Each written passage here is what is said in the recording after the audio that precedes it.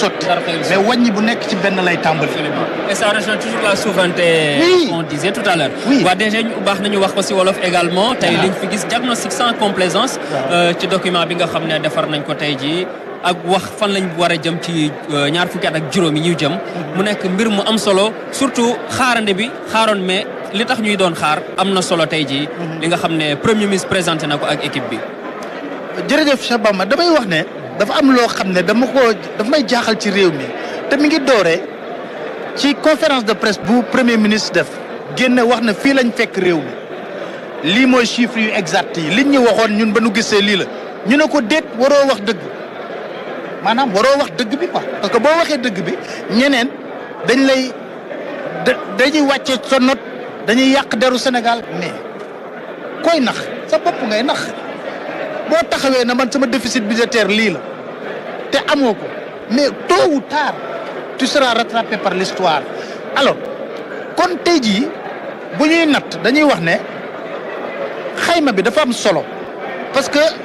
ñaari tànku dëgg la de gaa yi taxawee bi ci njëkk mooy natt nan xayma liñ fi fekk natt xayma liñ fi fekk nag yemalewuñ ko rek ci nguur gi weesu dañ ne ba Sénégal di Sénégal ba tey jii 1960 ñu am indépendance lu ñu seetlu mooy réew mi am na daal ci wàllu politique dina am ay retraités mais foofu dañ ciy remercier le peuple sénégalais maturité peuple sénégalais c'est exceptionnel à chaque fois que ñu am un conflit un contentieux politique ñoom dañuy xaar ba ci urne yi ñu def li ñu war a def. jàpp seen 2012 2019 toujours ba 2024. mooy maturité peuple sénégalais bi mais teewul bëri na ay régime yu fi jaar. mais régime yooyu xeltu biñ defoon teg ko ci wàllu yokk suñu koom-koom bi est-ce que dañoo lajj wala yegg nañ ci naam du lépp bon am na lu bëree bëri lu fi baax on a une administration qui est républicaine bëri na lu fi baax parce que il ne faut jamais être nihiliste dans la vie alors am na lu bëri loo xam ne baax na Sénégal état la réew la république la moo tax ñu mën koo jotee nii tey jii ci troisième alternance kon ñi fi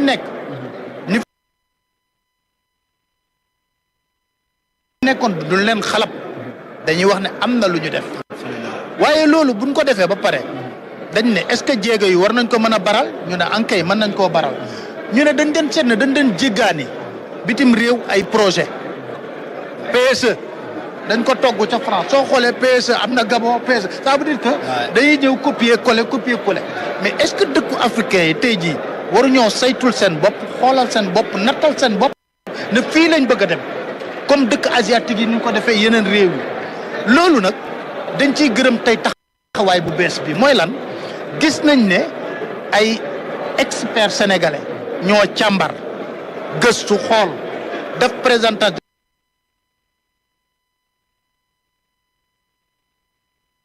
ne ñi vision bii la ñu am ci biir vision boobu ñu am nag ñu ne nii lañ ko fas yéenee doxalee ba pare dem sax ba wax la ne la ci 5 ans nii lañ fas yéenee tabaxee réew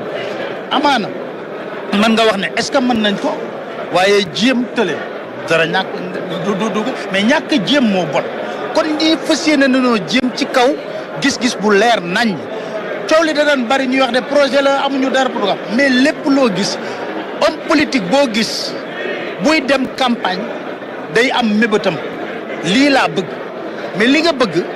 boo yoree ba pare ngay xam ne man de lii laa bëgg waaye ba ma yoree lii laa fi fekk est-ce que la ma bëggoon dig ko mën naa ko def am déet wala dama ko war a soppar ñi su ma koy soppar ñi nag teg ko ci kaw dëgg maanaam wax ko ñu xam ko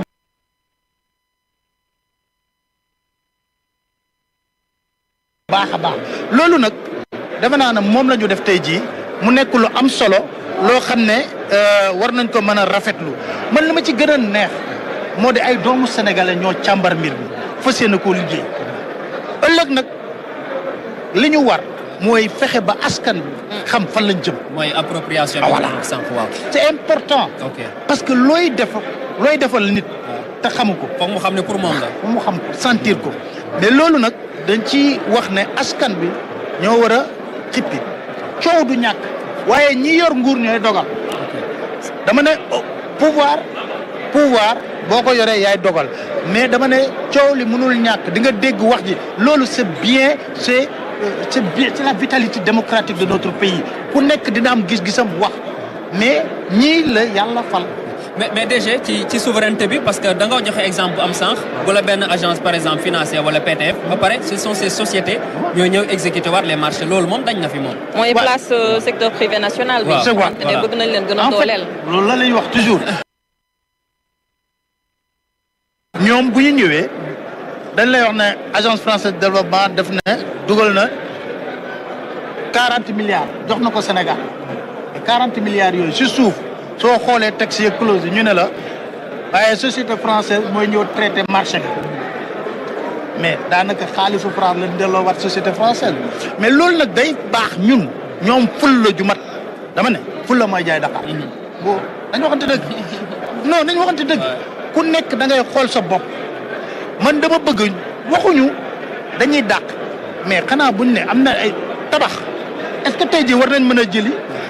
benn société étrangère muy tabax ak lu fi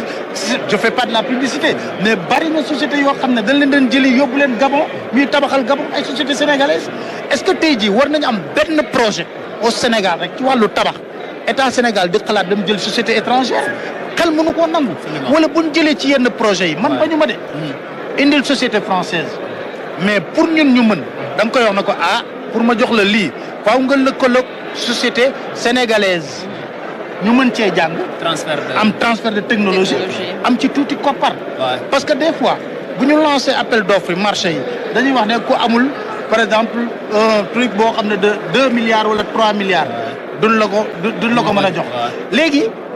fekk amul société Sénégal ba xam nga éliminé nañ ko mais kooku bu tàmbalawul ndànk-ndànk jël ñam ci marché yi kañ lay am capital lu 2 milliards donc tout ça c'est des problèmes yoo xam ne il faut que ñu am courage nag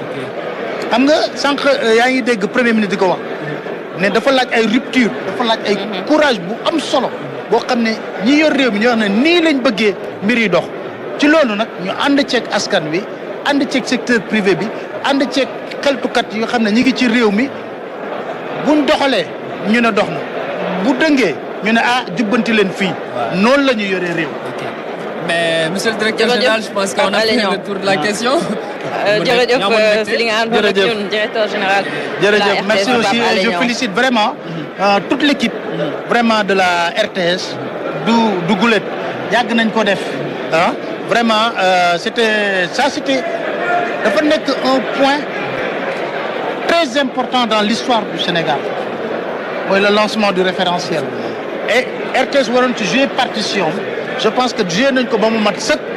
di leen féliciter pour la tenue d'antenne et puis de féliciter toute l'équipe pour la belle mobilisation di wax ne rek ne on a d'autres événements qui nous attendent et nous allons aussi se mobiliser pour relever les défis ensemble. exactement yow tamit ñu lay sant bu baax ci sa woyof sa disponibilité ndax kilifa nga goo xam ne ñëpp nga jabootee. merci beaucoup ñu la koy seedeel. jërëjëf franchement di la ñaanal yow tamit. jërëjëf si li nga àndoon ak ñun alors Bamba wax nañ ko.